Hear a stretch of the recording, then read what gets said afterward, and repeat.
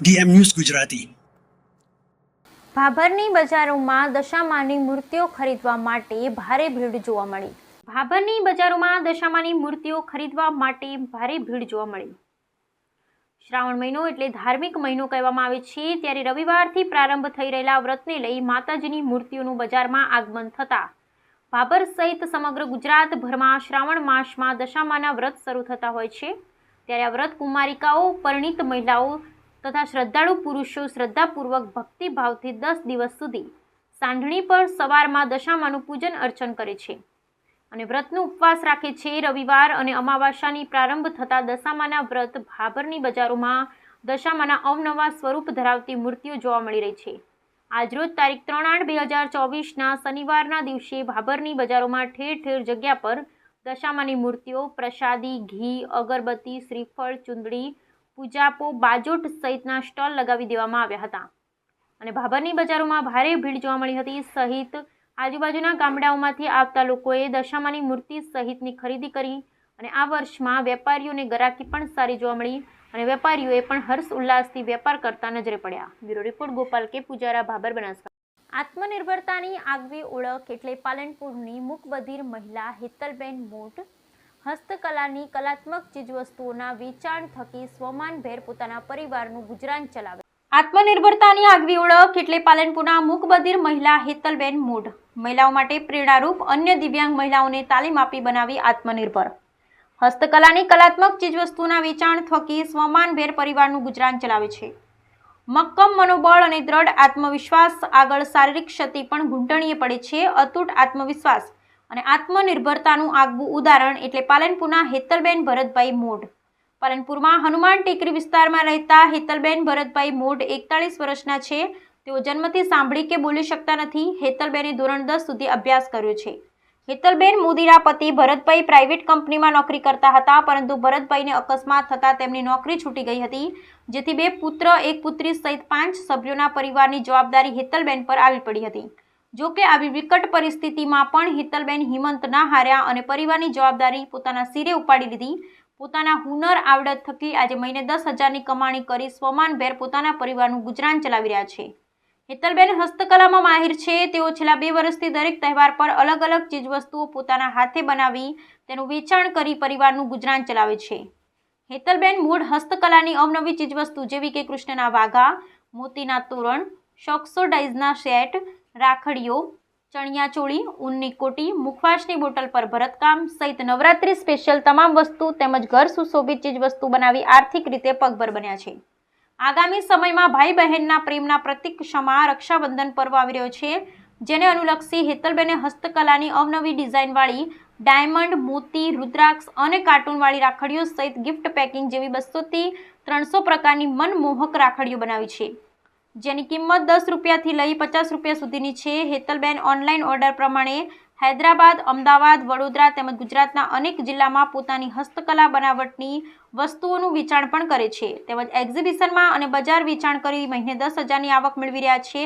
હેતલબેન મોઢ છેલ્લા 4 વર્ષથી વાત્સલ્ય સેવા ટ્રસ્ટ સાથે જોડાયેલા છે। વાત્સલ્ય સેવા ટ્રસ્ટના પ્રમુખ જાગૃતિબેન મહેતા જણાવે છે કે હેતલબેન મોઢ મારા પાસે અલગ અલગ ચીજવસ્તુઓની તાલીમ મેળવી છેલ્લા 2 વર્ષથી તેઓ હિન્દુ ધર્મના તહેવાર નિમિત્તે અલગ અલગ ચીજવસ્તુઓ પોતાના હાથની કલાથી બનાવે છે, તેમજ 5 થી વધુ દિવ્યાંગ મહિલાઓને તાલીમ આપી આત્મનિર્ભર બનાવવાનું કાર્ય કરી રહ્યા છે।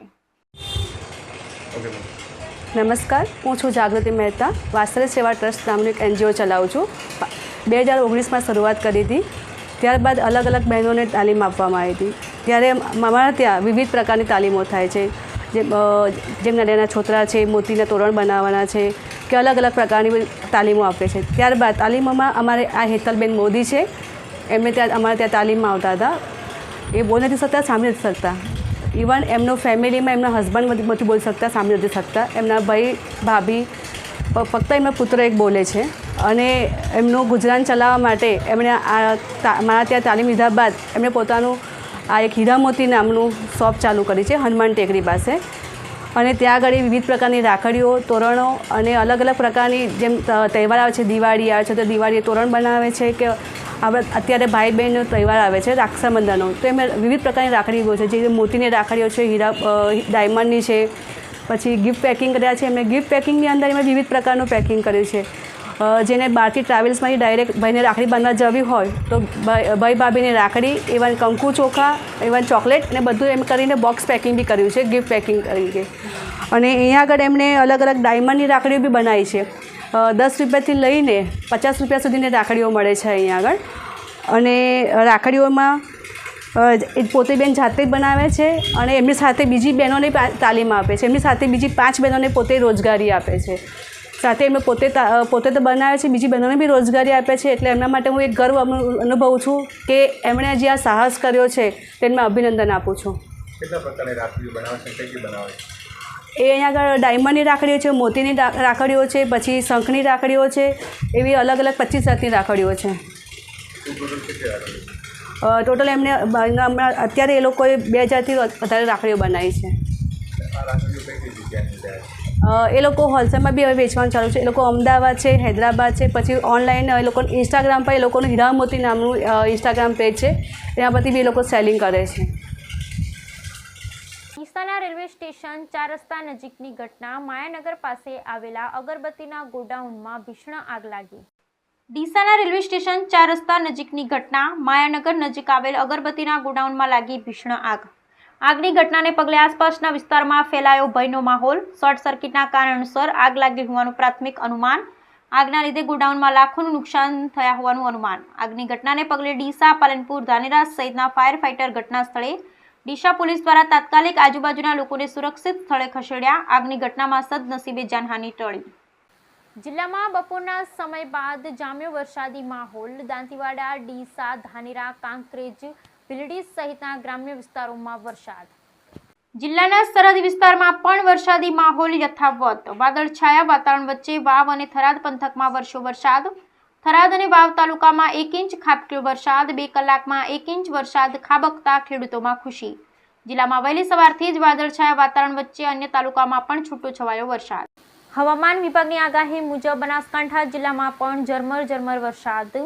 જિલ્લાના મોટાભાગના તાલુકામાં વરસાદ પડતા ખેડૂતોમાં ખુશી છવાઈ. હવામાન વિભાગની આગાહી. બનાસકાંઠા જિલ્લામાં ઝરમર વરસાદ.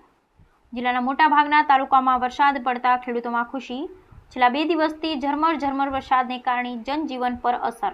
હજુ બનાસકાંઠા જિલ્લામાં સારો વરસાદ ન પડતા મોટાભાગના જળાશયો ખાલીખમ હાલતમાં.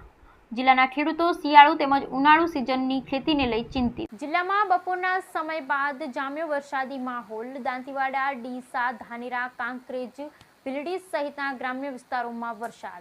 જિલ્લામાં બપોરના સમયે જામ્યો વરસાદી માહોલ. દાંતીવાડા, ડીસા, ભીલડી, દિયોદર, કાંકરેજ, ધાનેરા સહિતના ગ્રામ્ય વિસ્તારોમાં ઝરમર વરસાદ.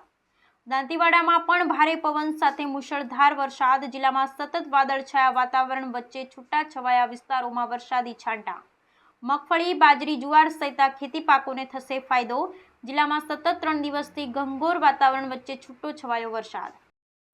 ધાનેરામાં સિટી શહેર સેવા નાગરિક સુવિધા કેન્દ્રનું વર્ચ્યુઅલી ઉદ્ઘાટન સીએમ ભૂપેન્દ્ર પટેલના હસ્તે કરવામાં આવ્યું. ધાનેરામાં સિટી શહેર સેવા નાગરિક સુવિધા કેન્દ્રનું વર્ચ્યુઅલી ઉદ્ઘાટન સીએમ ભૂપેન્દ્ર પટેલના હસ્તે કરવામાં આવ્યું. આ ઉદ્ઘાટન પ્રસંગે ઉપસ્થિત આરસીએમની અધ્યક્ષતામાં ઉદ્ઘાટન કરવામાં આવ્યું હતું. તેમજ ભાજપ અગ્રણી ભગવાનદાસ પટેલ, અનિલભાઈ દરજી, તરુણભાઈ મોદી તેમજ ચીફ ઓફિસર રૂડાભાઈ રબારી અને મોટી સંખ્યામાં લોકોની ઉપસ્થિતિમાં આજે સિટી સેવા નાગરિક સુવિધા કેન્દ્રનું ઉદ્ઘાટન કરવામાં આવ્યું. લોકોના કામકાજ માટે આ સુવિધા કરવામાં આવી. ફરીથી નવી આપી છે જે અગ્રવાલ 3 રસ્તાથી ગામના મુખ્ય માર્ગ સુધીના રોડ નવો બનાવવાનો. પાઇપલાઇન પીવાના પાણીની જે જૂની વર્ષોથી છે ને ઊંધી જતી રહી છે, જૂની થઈ છે. દાંતામાં મેઘમહેર થતા ચારે બાજુ લીલોતરી. અરવલ્લીના ડુંગરોએ લીલી ચાદર પહેરી હોય તેવા મનમોહક દ્રશ્યો નજરે પડ્યા. દાંતામાં મેઘમહેર થતા ચારે બાજુ લીલોતરી. અરવલ્લીના ડુંગરોએ લીલી ચાદર પહેરી હોય તેવા મનમોહક દ્રશ્યો. ડુંગરો અને વાદળો જાણે સંતા કુકડી રમતા હોય એવા દ્રશ્યો. ડુંગરો પરથી પસાર વાદળો જાણે નીચે ઉતરતા હોય એવી સ્થિતિ. ડુંગરો પરની લીલોતરી અને વાદળો ઉપર અદ્ભુત દ્રશ્ય. ભાદરવી પૂનમ પહેલા જ દાંતામાં વનરાજી ખીલી.